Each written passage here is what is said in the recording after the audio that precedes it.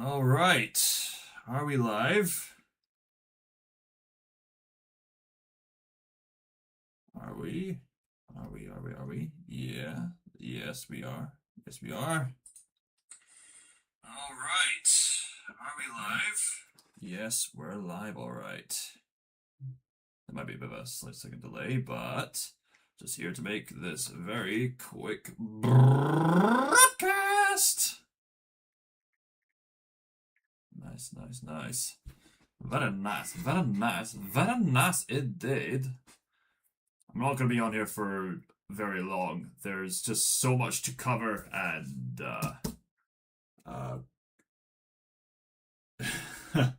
we went through quite the heat wave, and now there's a fair amount of rain. And safe to say the summer's here.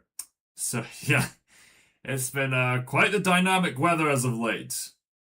Very fascinating stuff. Very fascinating. Just preparing stuff. There will be a short later on today. In the meantime, just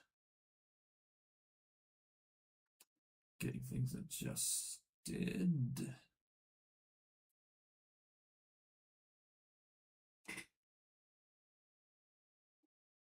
Right. There's so many news to cover and so little time. Anyone join us? All right. I think someone else has joined us. Anyway, let's get to the point of this broadcast. So, Wildwood is going to be coming out. I think I'll make another video later on, delving more in depth into Wildwood. But needless to say, I think Wildwood is going to be one of the best movies of this year, and I've seen some rather spectacular pieces of entertainment this year. Project Hail Mary and Obsession, which I saw yesterday. Incredible film. I honestly think this movie by Leica is going to be up there with them. I mean, I could be wrong, but I'm pretty confident that Wildwood is going to succeed. It looks incredible, and they really went to like life and limb to just make these characters come alive. They made it like large scale like forest sets and whatnot. These elaborate details like the texture of the clothes, the feathers, like wrinkles, the eye depth and whatnot. It looks incredible. It honestly does. So I'm very much looking forward to seeing that when I get the chance. And let's get the other big news out of the way. Everyone rejoice! Everyone rejoice! It's finally happening! It's finally happening! Oh my days, we have waited so long! So long! I even referenced it in a previous video I made, like, way back when I was, like, starting the channel. I made, like, this initial list of, like, my favorite movies before the recent advent calendar list. I mentioned, when are they gonna make the Tintin sequel? I may have or may not have brought that up several times. And they're finally making it! They're finally making it! Yes! Thank God. Yes. So I'm reckoning, right, they're going to adapt Red Rackham's Treasure for sure with like the submarine, and they're meeting Professor Calculus and whatnot. Although according to the synopsis here, which I've just found out, apparently this is going to be based on the comic book Prisoners of the Sun. So if they're going to commit to Prisoners of the Sun, then logically they're going to have to adapt Seven Crystal Balls. So is this next movie going to be a combination of Red Rackham's Treasure and the story arc involving Seven Crystal Balls and Prisoners of the Sun simultaneously? Or are they going to have some kind of a big time skip or something? I'm curious who they're going to cast as Calculus. I mean, I would imagine Patrick Stewart would be a bit of a good pick for Calculus, or somebody else. I'm sure they'll find somebody. But needless to say, I'm so happy that the sequel's being made. Hopefully it will live up to expectations. And it will be an enjoyable film based on beloved Tintin comics. Speaking of things to rejoice over, Look what we have here. Look at this. Look at that. Now, of course, K-pop Demon Hunters has become an absolute cultural phenomena, to the point where it's even going on a full-on world tour, like a proper world tour with its music and the singing. So, yeah, it's become a global phenomenon, and we thought this would remain exclusive to Netflix. People would have to pay up for the subscription stuff and stuff like that. But would you look at that? Later on this year, it's going to come to physical media. Looks like people aren't going to have to pay up ridiculous amounts of money just to watch their favorite content. Oh well. Victory for physical media. I'll be getting this in some fine quality. 4K will be expensive. I'd be happy enough with Blu-ray. Nice. So, we've got some other news. Hunt for Golem won't be coming out until 17th of December 2027. So they've got all the time they need to focus on that. I mentioned Obsession. Currently, Obsession and Backrooms are dominating Mandalorian and Grogu at the box office, which is quite astonishing when you think about it, because just take a look around and you'll see Mandalorian and Grogu merchandising pretty much everywhere, like at Burger King, at the shopping, at the cereal boxes, the crisp packets, on the drinks, and the toy shops, and the buses, well, maybe a newspaper here and there. It's everywhere. And yet, it's flopped at the box office despite the marketing effort. Because the painstaking truth is that Disney is nowhere near what it used to be. And, of course, the fact in isolation that Obsession and Backrooms beat Mandalorian and Grogu at the box office, that in itself in isolation is not a surprising thing, but when you look at it in retrospect, this is huge, because Obsession and Backrooms, as I've come to learn, were both, well, okay, obviously Backrooms was kind of obvious, but Obsession and Backrooms were made by YouTubers, people who started off on YouTube. I mean, I already knew that with Backrooms, but I didn't realize the person who made Obsession started off as a YouTuber. And what's more, I've learned that the person who made Obsession is 26 years old. He will be 27 this year, as I found out. And Backrooms, as I found out, is made by someone who's 20. 20! Man alive, these young talents are beating professional corporations. Professional corporations in the box office. Who'd have thought, right? Who would have thought? I've heard it said that it's becoming like the new Jaws in terms of cultural influence, where people have gotten rather sick and tired of ideas that have been played out and are not reused in a refreshing way. So people are yearning for new ideas that are actually refreshing, and this is the year of the YouTube entertainment, everybody. So there's a chance for people like me. Speaking of chances, here's some more unbelievable news. Jerry Bruckheimer, the producer who you will know brought us stuff like National Treasure and the Pirates of the Caribbean movies, he apparently is going to get involved in creating an adaptation of Epic the Musical. Yes, you heard me correctly. Epic the Musical, the online multi-album musical rendition of Homer's Odyssey. And Jerry Bruckheimer was looking at this contemporary fan-made musical on the internet, and he's deciding to make it his adaptation. Man alive! This is the year of the YouTubers. It's absolutely amazing.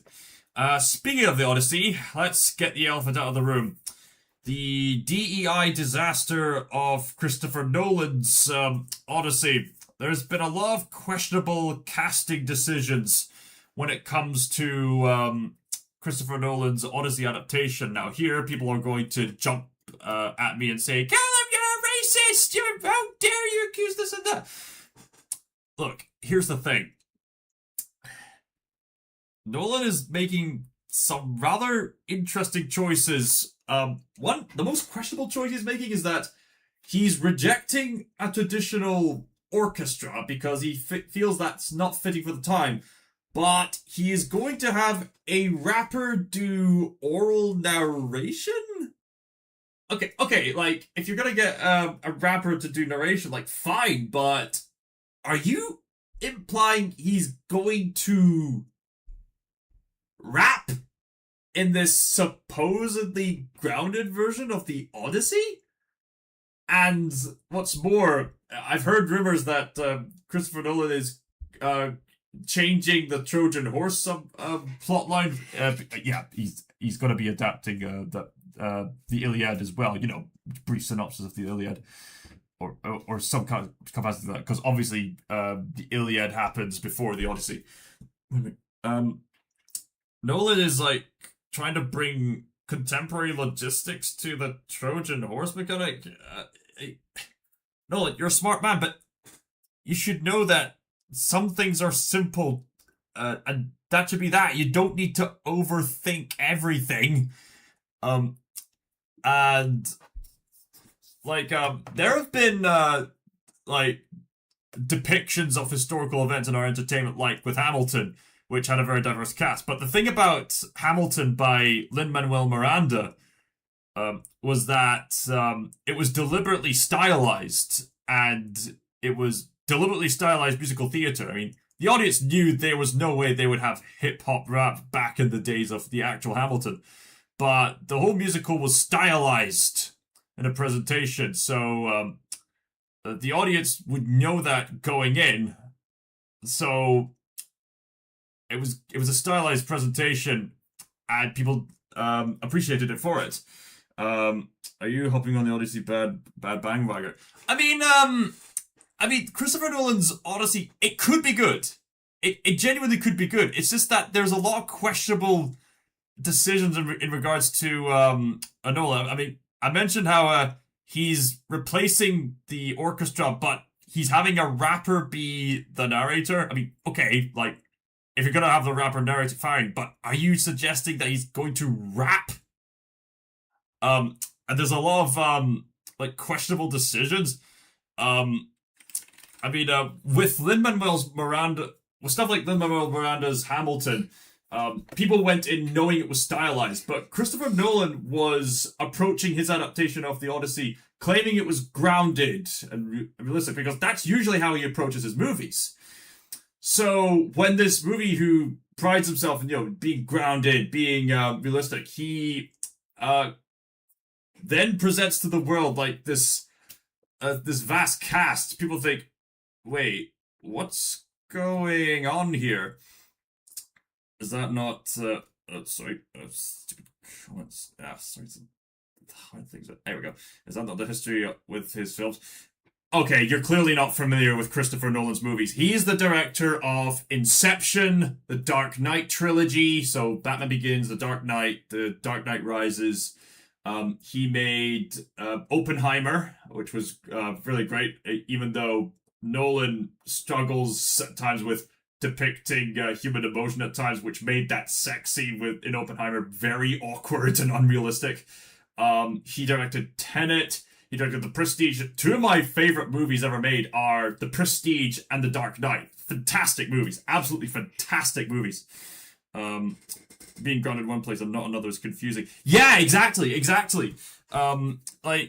Nolan's like prided himself on being like a grounded director. I absolutely love Christopher Nolan's movies, but the way he's approaching his Odyssey adaptation is very, for lack of a better term, odd. And a lot of people have gotten pretty upset in regards to the casting choices, and other people online have had to correct him that, look, you're either going to have your stylized Hamilton-style take on the Odyssey, or you're not. Like, take a look at Epic the Musical. That took inspiration from Hamilton, the musical by Lin-Manuel Miranda, and it went in fully stylized. People went into Epic the musical knowing it was a stylized contemporary take. Realistically, you would not have contemporary music back in the days of Odysseus. But with Epic the musical, it established itself as that right from the get-go, which made it easier for people to get into it. But with Christopher Nolan's adaptation, he's presenting it as grounded, but yet the content seems not grounded. It's very weird. Let me clarify. History films and films based from history. Yeah. History of films based from history. Yeah, it's apparently this cultural landmark moment, and people are getting rather upset that there's like the casting decisions for Christopher Nolan's specific take on the Odyssey have gotten so notorious that all of Greece has been critiquing him for it. Yeah, Greece, all of Greece. He is in big trouble. Like, this is exactly the same thing that happened when Egypt, like literally all of Egypt, got upset at Jada Pinkett Smith's adaptation of Cleopatra. So, yeah, it's not looking good for him. But as for the movie itself, we'll wait and see. Right, so let me go through a lot of other interesting news. There's an animated film called Polar Bear Prince. That's caught my attention. Hopefully I'll get the chance to see it if I can. Shills have been trying to endorse Mixtape, but people have exposed it for being overt a corporation disguising the game as an indie film when it's not. It's made by one of the richest people in the world, so don't play it. Watch Mojo is said to have a meltdown. Rachel Zegler had a really weird chin pose with a fashion costume at one point. Someone was using Ozempics. Star Fox characters have been redesigned, and I'll elaborate on that in another video.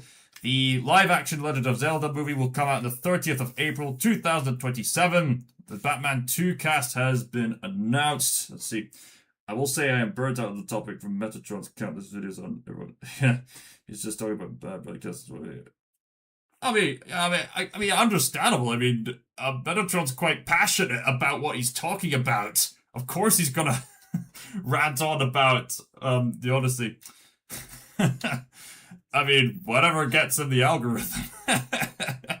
I tell you, like, at this point, Metatron should like write an entire encyclopedia of all the errors that Christopher Nolan has made with his adaptation of the Odyssey.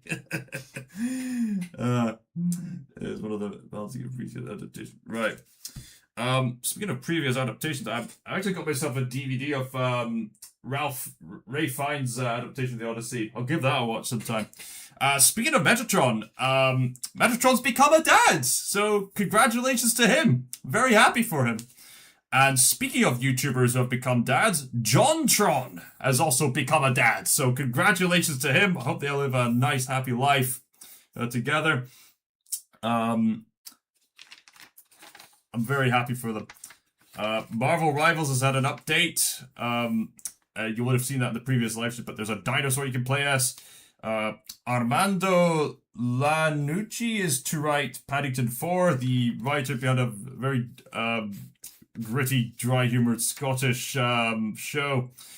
Let's see. The YouTuber Olin Rogers has completed his final graphic novel, which details the last bit of story of Final Space, which is what he'd been working on for years, so congratulations to him. I hope the work's been paying off. Thing is just negative to negative with no positive to balance it out, but it gets rather down in your mind. Yeah, that's why you gotta give yourself breaths of fresh air every now and then. Focus on something productive, you know?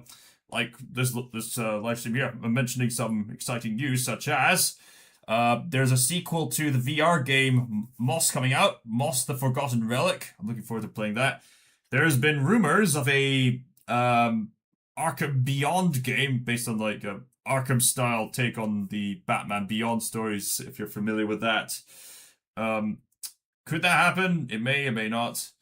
We'll wait and see. My friend Evan Prince is working on a heavy metal album called Crossglaive. He's released 2 songs as of late in collaboration with Jarf, so feel free to support him in that regard. A friend of ours affiliated with the Evan Prince community has been making a game of his own. and it's available on the wish list. So I suppose I could tell you more details on that another time.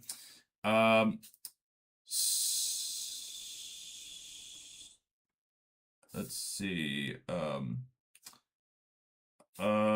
Resident Evil 9 got updated with a free Leon Combat game mode called Leon Must Die.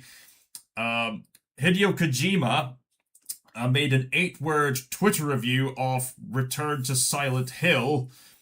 Apparently, from what I understand, when Kojima mentions something he saw in very brief terms, it usually means he doesn't like it. I mean, he is the man who brought us Metal Gear Solid and Death Stranding. He's got high standards, and understandably so. So the implication is he didn't like Return to Silent Hill, and understandably so. I've heard nothing but bad stuff about that. John Travolta is unsure who will direct... John Travolta is unsure that he will direct again after a Cannes debut. And speaking of actors, Clint Eastwood has retired. So that man has had a legendary career, not just as an actor, but also director in his own right. And Clint Eastwood had something to say about the state of Hollywood that we should all take to heart. He said, and I quote, "We live in an era of remakes and franchises. I've shot sequels 3 times, but I haven't been interested in that for a long while. My philosophy is do something new or stay home." Preach it, Clint. Preach it. And you know what? Thanks to the horror movies Obsession and Backrooms, we are getting something new. Oh yeah, and I'm looking forward to seeing part 9 of Amazing Digital Circus, by the way. I've been binge watching the show. Fairly interesting. I'll get back to you on that. Cadicarus is featuring in Bubsy 4. Who would have thought? Am I right? More exciting news. There's going to be a Middle-earth RPG made by the same studio who made Kingdom Come Deliverance. Brilliant. Brilliant. We could do with more great gaming content for Middle-earth. I mean, people have had warm reception to Return to Moria. The same can't be said for Tales of the Shire, and especially Golem. I mean, Shadow of Mordor has been great, as well as previous Lord of the Rings adaptations. I think a Middle-earth RPG is another great way to go, the open world RPG in the style of Kingdom Come Deliverance. That sounds amazing. I'm all up for it. Yes, Baron von Boom Boom's responding to Clint Eastwood. He says, "Sound advice, and some of these sound good and fun. My rant is that more against YouTube and what it has done with creators and only promoting negativity and sensationalism. I would love some more Rings content." Yeah. Speaking of Rings content, some point in the future, I'll make a review for the Hobbit trilogy. It doesn't quite live up to the Lord of the Rings trilogy, but given what we've had to put up with regarding Rings of Power, it's nowhere near as bad as it could have been. Let's see. There's a lot of anime news going on. I would love some more. Okay, so there is more to be said about the anime stuff. Just give me a moment. I did have it. Okay, I did save it somewhere because it was quite a lot of exciting news. Okay, where is it? Where is it? Yes, it's... Aha, here we go. So, Chainsaw Man manga surpasses 36 million copies in circulation. I'm reading from Today Anime News from Instagram. I don't really care that much for Chainsaw Man, honestly. The OG Gundam officially receiving an anime remaster in 2029. Blue Lock live action film again officially premieres August 7th. Gache Kuta wins Best Shonen Manga at the 50th Kodansha Awards.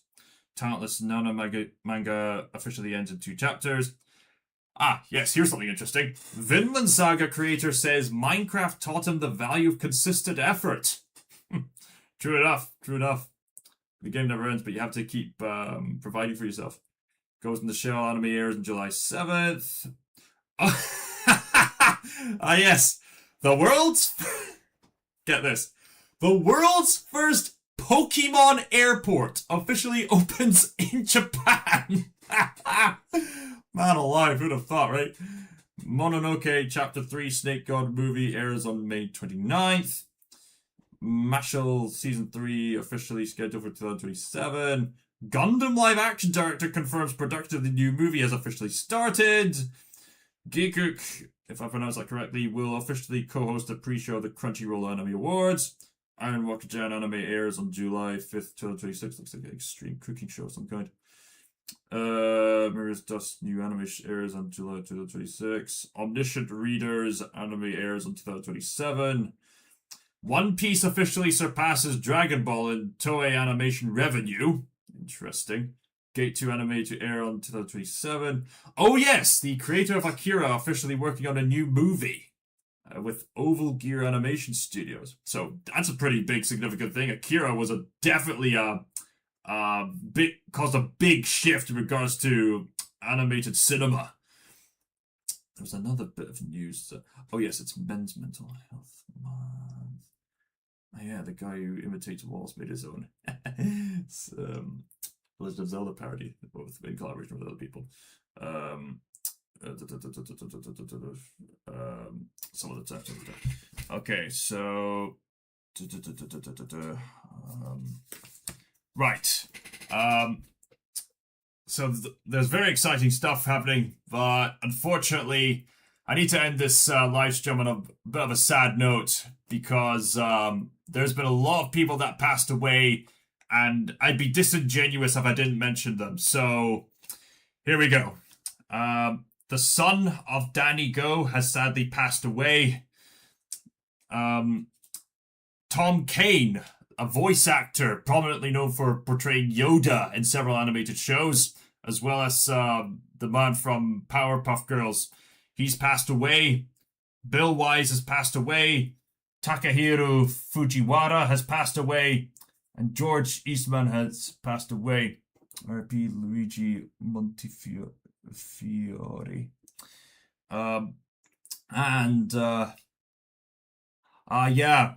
More important news.